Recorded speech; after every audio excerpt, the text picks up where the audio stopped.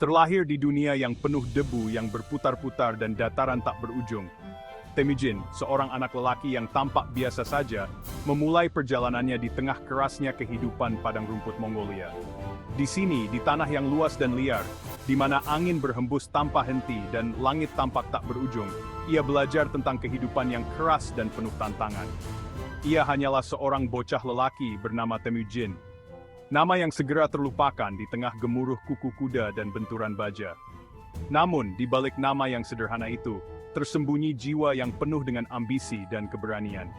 Temujin tumbuh di antara kuda-kuda liar dan prajurit-prajurit tangguh, menyerap setiap pelajaran yang ditawarkan oleh alam dan manusia di sekitarnya. Takdir, bagaimanapun, memiliki nama yang berbeda untuknya. Genghis Khan, penguasa samudra, gelar yang mencerminkan ambisi tak terbatas yang akan menentukan hidupnya. Gelar ini bukan hanya sebuah nama, tetapi sebuah takdir yang menunggu untuk diwujudkan.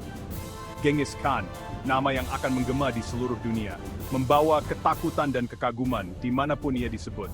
Dari kerasnya padang rumput Mongolia, ia bangkit, serigala tunggal yang menyatukan orang-orang yang terpecah belah, dan membangun kerajaan yang belum pernah dilihat dunia.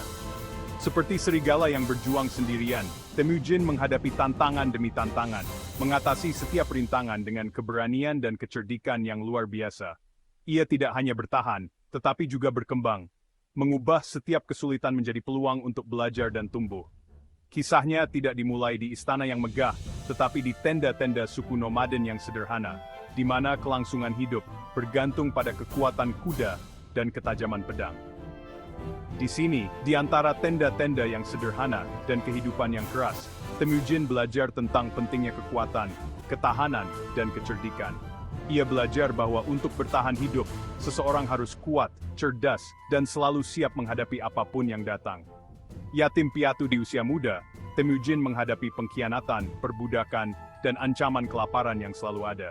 Kehilangan ayahnya pada usia yang sangat muda, ia harus mengambil alih tanggung jawab sebagai kepala keluarga. Ia melindungi ibu dan saudara-saudaranya dari ancaman yang terus-menerus.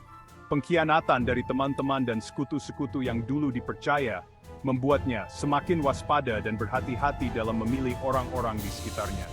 Kehidupan awalnya, pelajaran brutal dalam kesulitan dan kelicikan, menempa tekadnya dan menyalakan api di matanya. Keinginan yang membara untuk menaklukkan bukan hanya tanah, tetapi takdir itu sendiri. Setiap kesulitan yang dihadapinya, setiap pengkhianatan yang dialaminya, hanya membuatnya semakin kuat dan semakin bertekad untuk mencapai tujuannya. Ia belajar bahwa untuk menaklukkan dunia, ia harus terlebih dahulu menaklukkan dirinya sendiri.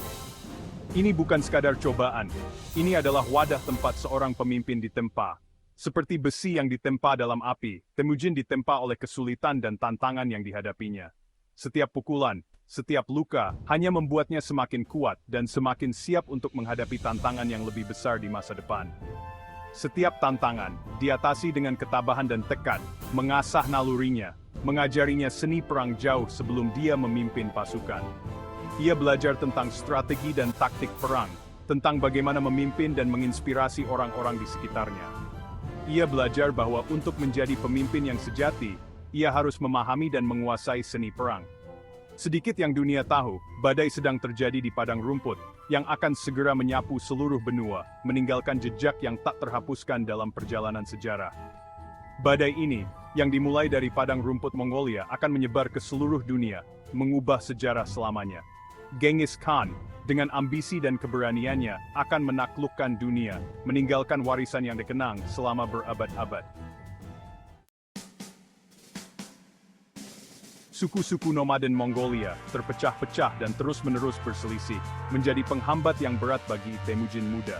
Terikat oleh tradisi kuno dan perseteruan darah, mereka saling menyerang, menyia-nyiakan kekuatan mereka dalam konflik-konflik kecil. Namun Temujin memiliki visi, Mongolia yang bersatu, kekuatan yang mampu menantang kerajaan-kerajaan terkuat. Kebangkitannya ke tampuk kekuasaan adalah mahakarya strategi dan kelicikan. Ia membentuk aliansi, bukan melalui paksaan, tetapi dengan menawarkan kesetiaan dan perlindungan kepada mereka yang bergabung dengan perjuangannya. Ia mendobrak kekuatan tradisi, mempromosikan orang berdasarkan prestasi daripada hak kesulungan, mendapatkan kesetiaan para pejuang terampil yang berbondong-bondong ke pihaknya. Kejeniusan militernya bersinar terang di medan perang. Taktiknya, perpaduan antara manuver secepat kilat dan serangan panah yang menghancurkan semangat musuh, bahkan sebelum mereka berhadapan. Kemenangan demi kemenangan melawan suku-suku saingan, yang masing-masing merupakan batu loncatan, memperkuat reputasinya sebagai seorang komandan yang brilian dan pemimpin yang karismatik. Ketenarannya menyebar seperti api di padang rumput, menarik semakin banyak klan ke sisinya. Pada tahun Z206, di Kurultai, Majelis Agung para kepala suku Mongol, Temujin, yang dulunya adalah seorang yatim piatu yang terbuang, diproklamasikan sebagai Genghis Khan, Khan Agung bangsa Mongol. Kekuatan sejati Genghis Khan tidak hanya terletak pada kehebatan militernya, tetapi juga pada kemampuannya untuk membangun pasukan yang tangguh dari bawah ke atas. Ia memahami bahwa Mongolia yang bersatu membutuhkan lebih dari sekadar kekuatan kasar, dibutuhkan disiplin, organisasi, dan rasa tujuan bersama.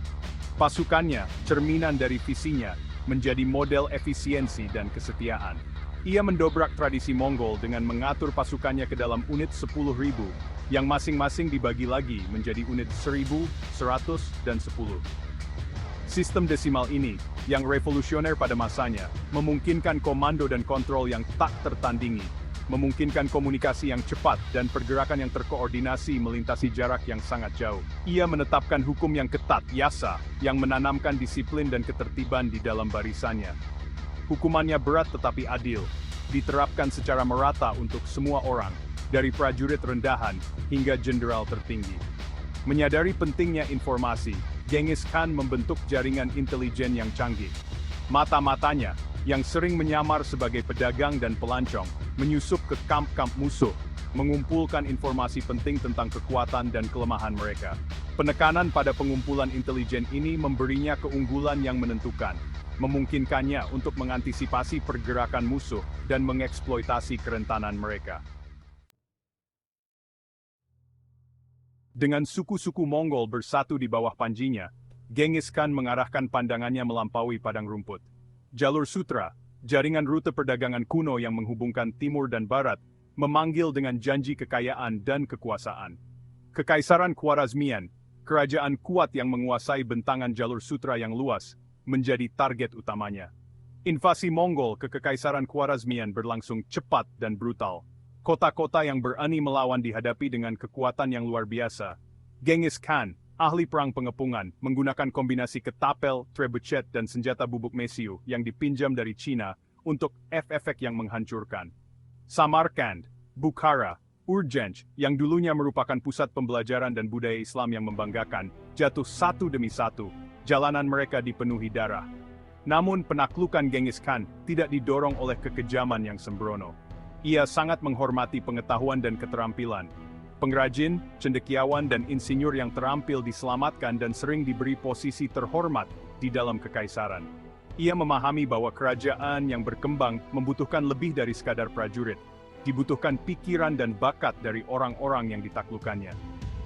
Jalur sutra, yang dulunya dialiri sutra dan rempah-rempah, kini berfungsi sebagai saluran pengetahuan dan teknologi, memicu pertumbuhan kekaisaran Mongol.